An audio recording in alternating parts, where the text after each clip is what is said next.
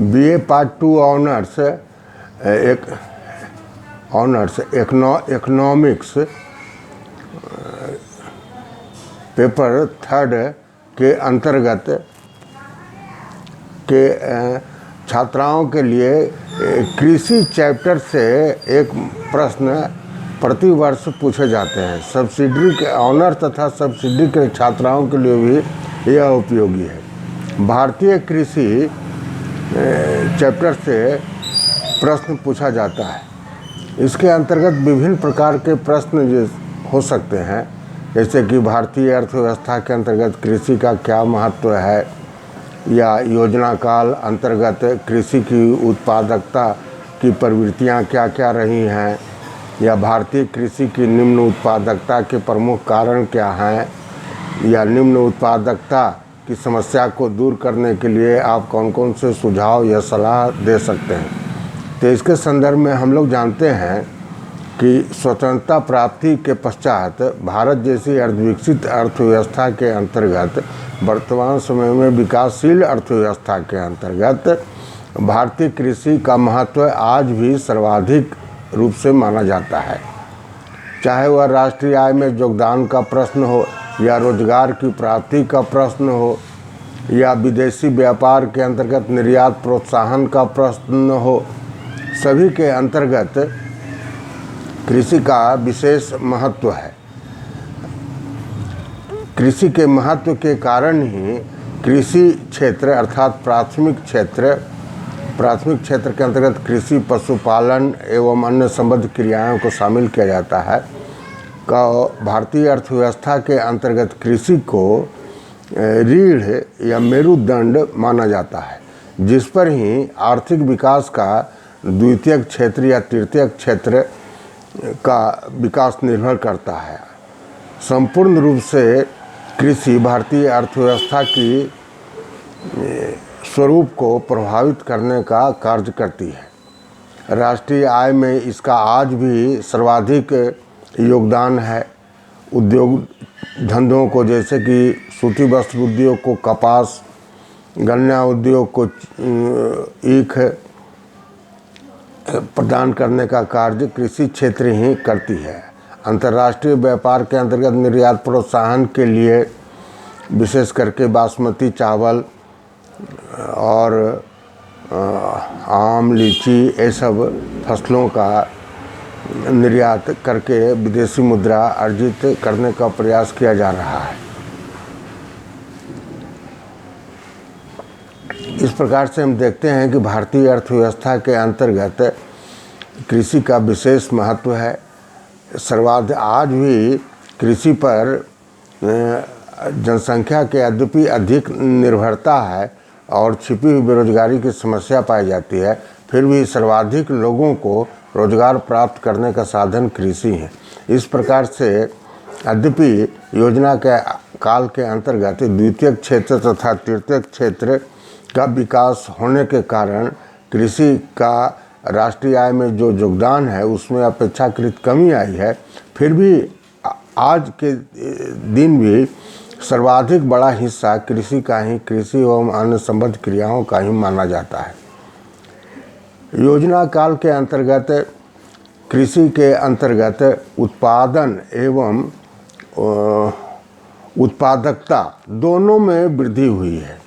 विशेष करके हम लोग महत्व रखते हैं कि चतुर्थ पंचवर्षीय योजना काल के अंतर्गत भारत सरकार ने कृषि के क्षेत्र में आत्मनिर्भरता की प्राप्ति के लिए पहले विदेशों से, जैसे अमेरिका से PL 40 के अंतर्गत 480 के अंतर्गत निम्न कोटि का अनाज प्राप्त किया जाता था। भूखमरी की समस्या थी, गरीबी की समस्या थी, तो इससे बचने के लिए चतुर्थ पंचवर्षीय योजना काल में कृषि की नवीन नीति अपनाई गई और इसके फलस्वरूप high yielding variety of seed HYV उर्वरकों, कृषि सिंचाई सुविधाओं का विकास या संस्थागत ऋण में वृद्धि, कई कारणों के फलस्वरूप कृषि के उत्पादन में अभूतपूर्व वृद्धि हुई, जिसे कि हरित क्रांति के नाम से माना जाता है।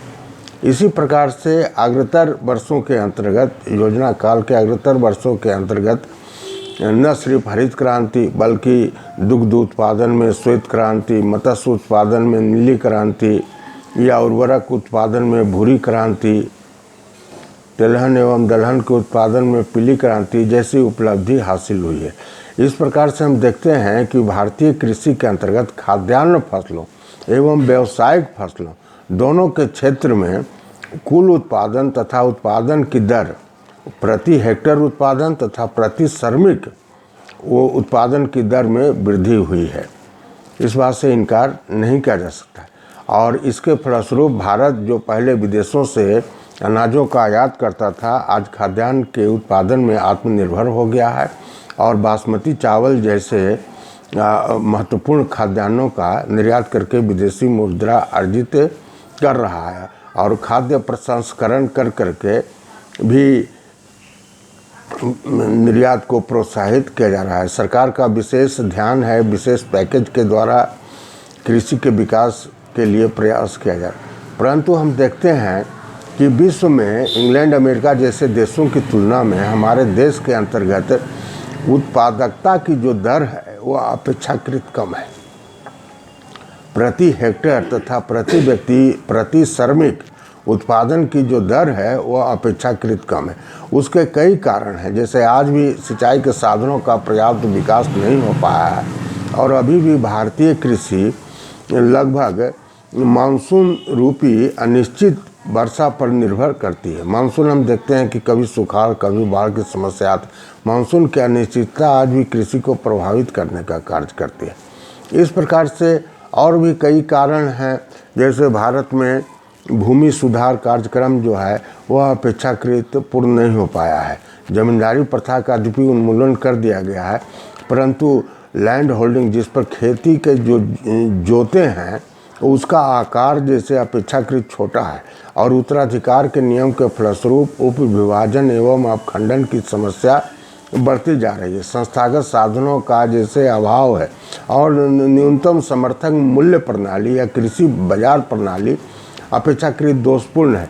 इस प्रकार से हम देखते हैं कि भारतीय अर्थव्यवस्था के अंतर्गत कृषि की उत्पादकता, उत्पादन की दर में वृद्धि हुई है, परंतु अन्य देशों की तुलना में, इंग्लैंड, अमेरिका जैसे देशों की तुलना में उत्पादन की जो दर है वह अपेक्षाकृत आज भी बहुत कम है। इसके लिए सरकार योजना काल के अंतर्गत कृषि अनुसंधान एवं वैज्ञानिक कृषि को बढ़ावा देने का कार्य कर रही है। हम देखते हैं कि भारतीय अर्थव्यवस्था के अंतर्गत जितना खाद्यान्नों के उत्पाद, खाद्य फसलों, प्रमुख रूप से गेहूँ, चावल, ज्वार, बाजरा, दलहन को भी खाद्यान्न के अंतर्गत, सीरियल्स के अंतर्गत ही शामिल किया जाता है। वाणिज्यिक फसलों के अंतर्गत प्रमुख रूप से तिलहन, कपास, ईख अर्थात गन्ना, ये सब जैसे फसल जैसे यहाँ वाणिज्यिक फसलों के अंतर्गत आते हैं। भारतीय अर्थव्यवस्था के अंतर्गत वाणिज्यिक फसलों की उत्पादन जो दर है वह अपेक्षाकृत आज भी बहुत कम है। करीब 80% से ज़्यादा लैंड होल्डिंग्स के अंतर्गत खाद्यान्नों का ही उत्पादन आज भी किया जा रहा है और वाणिज्यिक फसलों का उत्पादन अपेक्षाकृत कम हो रहा है। हम जानते हैं कि वाणिज्यिक फसलों के उत्पादन से किसानों की आय में वृद्धि होती है, परंतु भारतीय कृषि के अंतर्गत हाल ही में न्यूनतम समर्थन मूल्य प्रणाली या कृषि बाजार की समस्या, गोदाम की समस्या लेकर के कितना बड़ा स्तर पर किसान आंदोलन से हमारा देश जूझ रहा है। एक तरफ कोरोना की महामारी जैसी समस्या है, दूसरे तरफ वर्षा की अनिश्चित समस्या है, तीसरे तरफ किसान आंदोलन है, चौथे तरफ जैसे सरकार की दोषपूर्ण नीति है। इन सभी समस्याओं से भारतीय कृषि प्रभावित होती है और कृषि की उत्पादकता की जो दर है वो अपेक्षाकृत कम है। इस प्रकार से कृषि की उत्पादकता की दर में वृद्धि करने के लिए, उत्पादकता की समस्या को दूर करने के लिए और दूसरे देशों के समकक्ष लाने के लिए कतिपय कई उपाय किए जा सकते हैं। इसके लिए सरकार की कृषि नीति भी आवश्यक है और निजी क्षेत्र की सहभागिता की भी जरूरी है। सिंचाई के साधनों में पर्याप्त विकास होना चाहिए। उर्वरक का जैसे उपयुक्त मूल्य या कालाबाजारी की समस्या नहीं होनी चाहिए। जैविक खाद के उत्पादन में वृद्धि होनी चाहिए। आज रासायनिक उर्वरकों की अपेक्षा जैविक उर्वरकों की मांग अपेक्षाकृत अधिक बढ़ रही है और वाणिज्यिक फसलों के उत्पादन को प्रोत्साहन सरकार देना चाहिए या उसके लिए सब्सिडी की व्यवस्था होनी चाहिए। न्यूनतम समर्थन मूल्य मिनिमम प्रोक्योरमेंट प्राइस या कृषि बाजार में बिचौलिया, ये सब का जो दोषपूर्ण प्रणाली है उसको जैसे दूर करना चाहिए।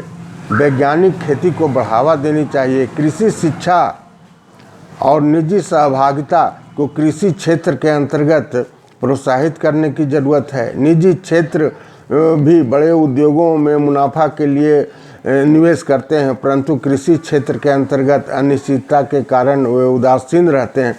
तो निजी क्षेत्र को भी कृषि क्षेत्र में प्रत्यक्ष निवेश नीति को सरकार को द्वारा प्रोत्साहित करने चाहिए। बीमा फसल योजना को भी जैसे यहाँ प्रोत्साहन देने से किसानों की आर्थिक सामाजिक स्थिति में सुधार होगा।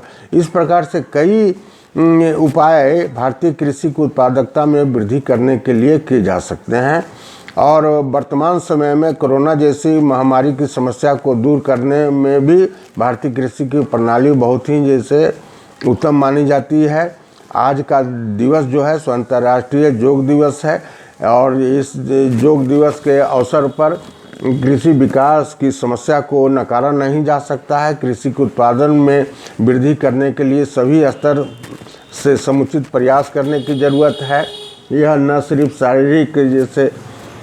शारीरिक व्याधियों को दूर करता है, कोरोना जैसी बीमारी की समस्या को भी शरीर मन तन ये सब को दूर करने का जैसे उपाय करता है, सुदृढ़ करने का उपाय करता है। इस प्रकार से हम देखते हैं कि भारतीय अर्थव्यवस्था में कृषि का महत्वपूर्ण स्थान है।